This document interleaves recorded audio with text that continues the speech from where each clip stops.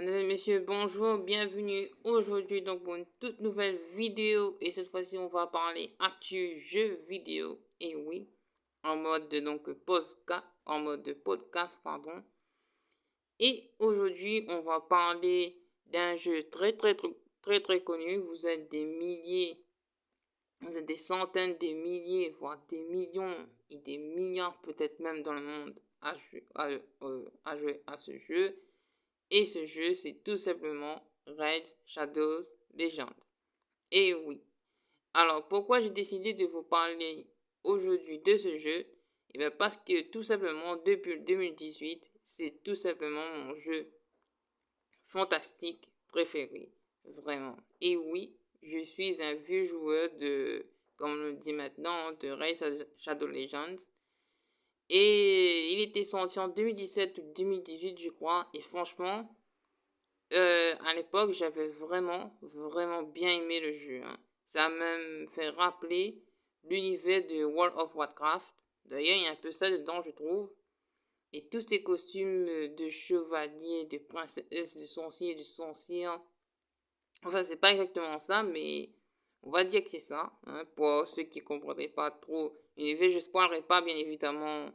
Je spoilerai pas le nom des personnages, à part que je vais dire quel est mon personnage, avec quel personnage je joue.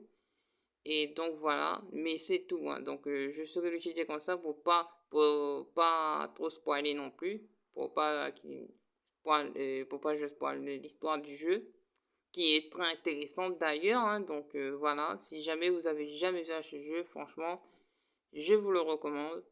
Et ben franchement, ce jeu, il peut vous faire rester des heures et des heures dessus, vraiment. Moi, je suis resté qu'une heure parce que après moi, au bout d'une heure de jeu, je fatigue facilement. Mon record, moi, c'est 2 heures. Les jeux vidéo, je joue, allez, on va dire entre 1 heure et 2 heures de temps au moins. Et après, à un moment donné, après, je commence à bien fatiguer parce que je peux pas rester plus longtemps, j'avoue. Parce qu'après, la fatigue commence à venir, c'est vrai.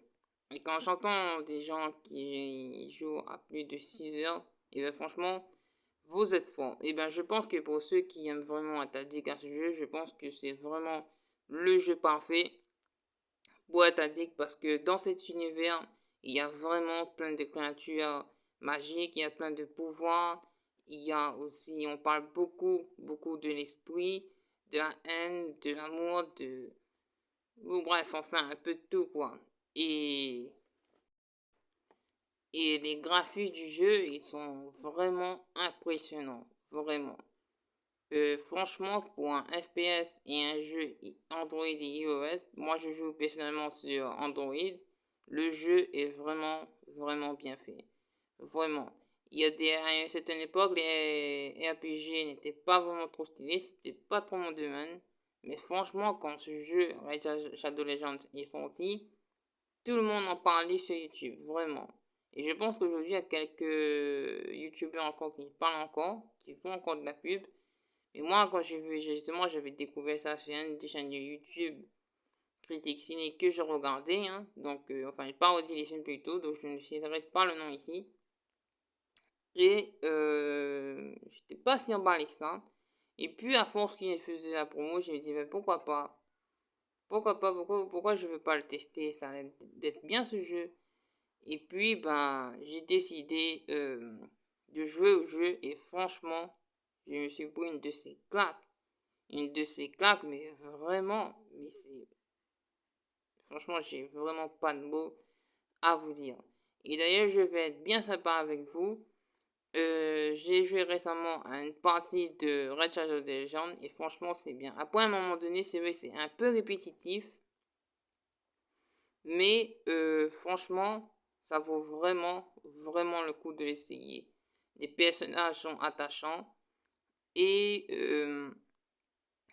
et l'histoire aussi est attachante. C'est une histoire pas vraiment drôle, il y a du sérieux dedans.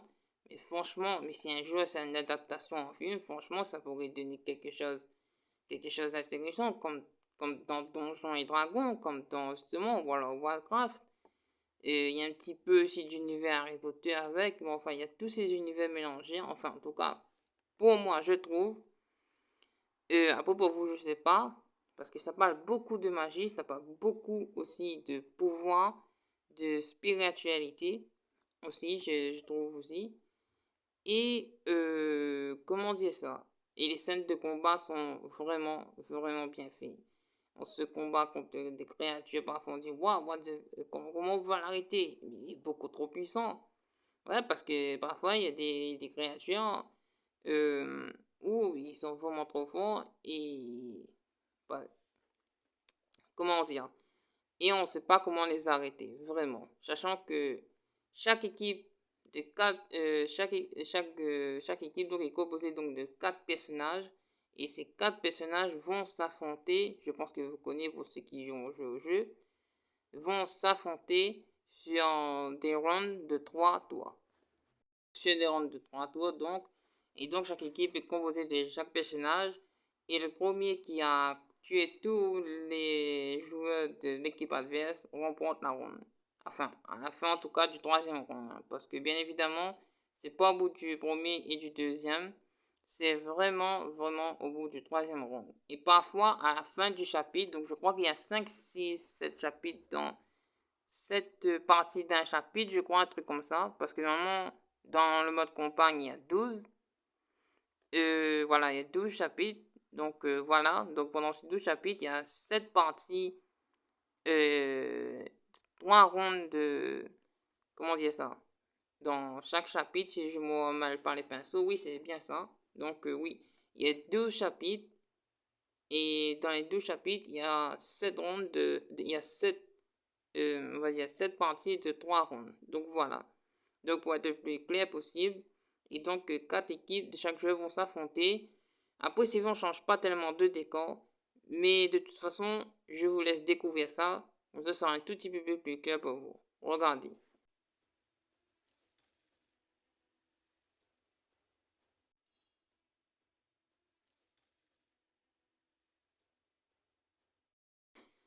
Donc voilà. Donc ça parle d'une adaptation en animé. Donc dans les prochains jours, je crois que le dessin animé va sortir sur Netflix et franchement, il y a de quoi faire. Vraiment, ça c'est vraiment adapter un animé sur un univers de Red Shadow Legends, pardon. Et ben franchement, il y a de quoi faire, ça pourrait avoir un potentiel intéressant. Et moi, j'en rêve vraiment depuis 2018 en tout cas, enfin, depuis que je joue une adaptation en film comme World of Warcraft. Parce que franchement, le jeu mérite. Mais un bon film, hein, à la hauteur du jeu. Donc voilà, avec pas d'humour dedans, bien sérieux, bien transgressif, comme on peut le voir dans le jeu. Enfin, bien transgressif. Comme je dis, ça va quoi. Donc voilà, c'est pas dark non plus. Et c'est assez coloré, je trouve. Ces couleurs froides. On n'est pas sur des couleurs chaudes, on est sur des couleurs froides. C'est ce qui rend, je trouve, le jeu encore plus stylé à regarder. Et si vous voulez savoir avec quel... Par contre, il y a un petit souci aussi au niveau des jeux. Ça fait longtemps que j'y joue. Vous avez une bizarre, mais j'ai du mal à retenir le nom des personnages. Alors, moi, personnellement, moi, je joue avec ce personnage-là. Alors, voilà. Donc, je vais retrouver le nom. Donc, il s'appelle Kael. Donc, c'est un champion. Et franchement, la façon dont il utilise la haine. Donc, moi, voilà. D'après ce que j'ai compris. Euh, il utilise une sorte de magie mauve, donc voilà, qui est quand même un pouvoir aussi très très impressionnant. Donc voilà, et c'est lui donc le chef de l'équipe. Et franchement, il est vraiment super puissant.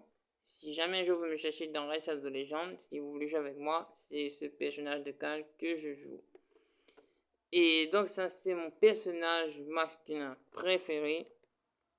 Et maintenant, je vais vous dire vraiment mon personnage féminin de Rise of the Legend préféré que je préfère.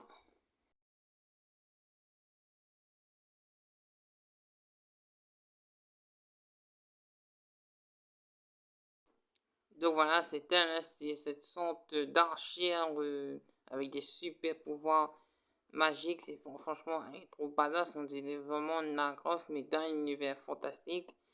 Alors que Lara Croft, c'est dans l'univers aventure. Bon, là aussi, c'est un jeu d'aventure, sauf que Lara Croft, ce n'est pas dans un univers fantastique comme celui-ci.